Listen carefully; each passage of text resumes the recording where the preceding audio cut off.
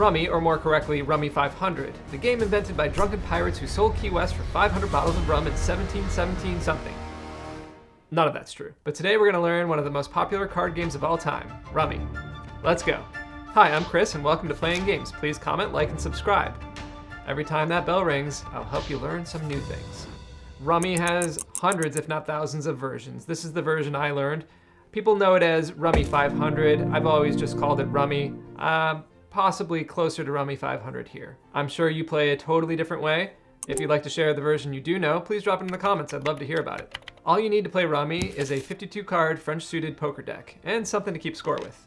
There's also a version of Rummy known as Gin Rummy, which plays great with 2 players. Some versions of Rummy play better with more or less people. I found that this version of Rummy works great with 2 to 4 people. Today we're going to play with the basic rules I grew up with. This is the version I learned from my Nana Clara, so you know it's going to be good. However, Rummy has heaps of variations. The game itself was invented in Mexico and originally used a 40-card deck.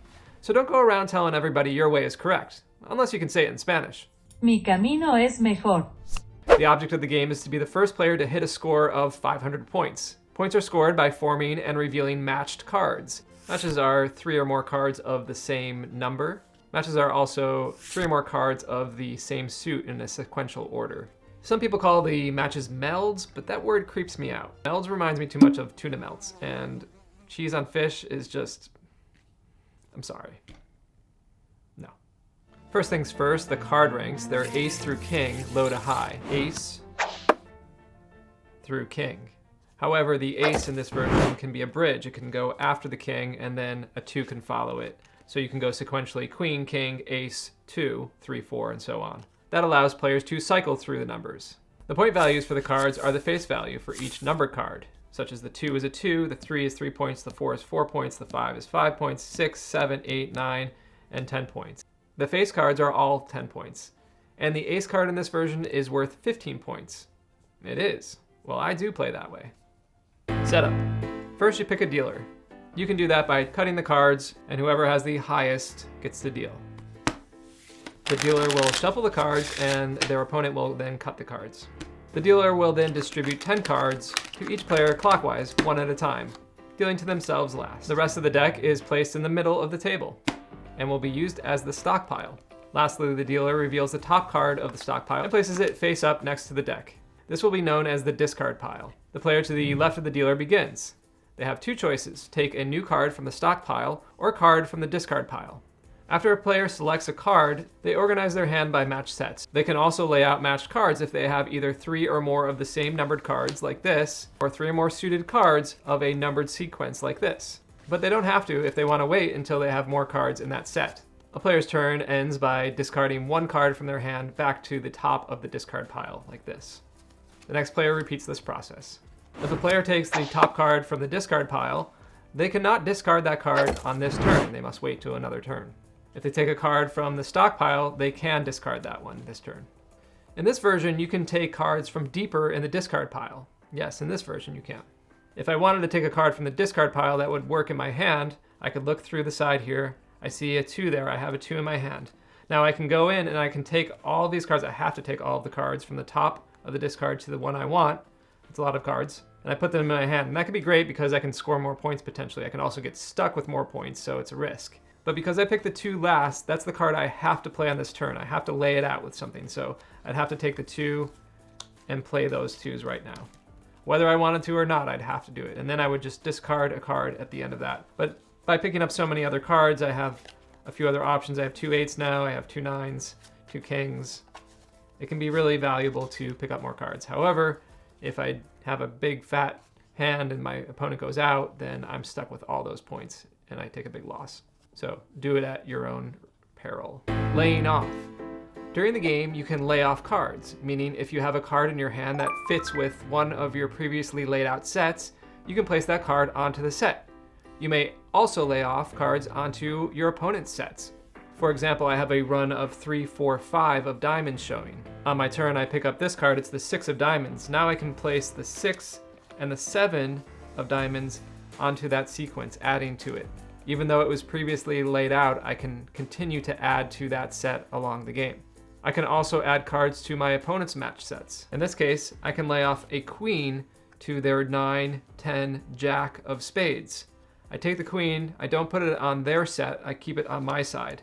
If my opponent should have the king of spades, they can put it down on this set too because it continues jack, queen, king, and so on. Later in the game, you'll be laying out cards probably more frequently than you'll be putting out match sets.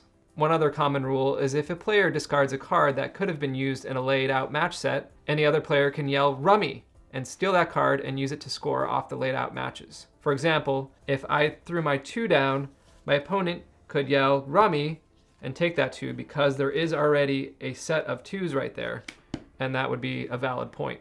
Any other player can yell out Rummy at any time as long as that discarded card is on the top of the discard pile. This is a side action, and it does not count as a play in a player's turn. Play continues until one of the players sheds all of their cards, or if the stock pile is empty and none of the players can use the discard pile to make any more matches. Once the hand is ended, players who still have cards in their hand must count up the value of their cards and subtract them from their positive points they gained. For example, if my opponent had gone out here, I would have to take the remaining cards in my hand, add up their score. So I have a king, which is 10, 2 8s, 8 plus 8 is 16, so that's 26, and 4, 26 plus 4 is 30. After I add up all of my laid out cards, I'd have to subtract 30 from that, and that would be my total score. My opponent, however, doesn't have to subtract anything because they have no more cards in their hands. And remember, they have aces, which are 15, so that's right there is 45 points. These are 10, so you have 45, 55, 65, 75, 84, 86. So getting out of your cards first, it puts you at a great advantage usually. Also, not getting stuck with high value cards such as face cards or aces. Again, the point values are pip cards are the values shown, face cards are 10 points, and the aces are 15 points. Write down your scores and keep playing rounds until one player has 500 or more points. Here are some rules that many people like to use, but you do you. Jokers. You can include 2 jokers which work as wild cards, meaning you can complete runs or even have a set of 5 of the same number. Jokers can be helpful if the card you need for a run has already been played in a numbered set. Just like this, the joker completes the set. Even though your opponent has used the 4 of spades, you can now do a run of 2, 3, 4, 5, 6 in spades with the help of this joker. At the end of the round, some people count the joker as 15 points, and others give it a value of 0 or a number in between. Just make sure everybody's in agreement with the joker's point value before you begin. Negative score. You can have a negative score in Rummy. If your opponent goes out before you and you're left with cards in your hand, and the cards in that hand have a greater value than the ones you've laid out, you must subtract that from your overall score. And it's even possible to have a negative total score at the end. For example, there are 35 points in this hand, and only 10 points laid out. If this was the first round, that would mean that player has a negative 25 point score. Some people use the pips R5 rule for scoring. That means all pip cards, or the cards 2 through 9, are worth 5 points. Face cards and 10s are 10 points, and the aces are still 15 points. This variation does make counting cards at the end easier because you'll be counting by 5s. These are just a few additional rules and variations. Rummy has dozens, if not hundreds or thousands. And that's Rummy, or Rummy 500, or Rummy Pinochle, or whatever you want to call it. It's the best Rummy out there, so just play it. Please comment, like, and subscribe to help this channel grow. Also help support the hard work that goes into these videos by digitally donating. You are great. See you next time on Playing Games.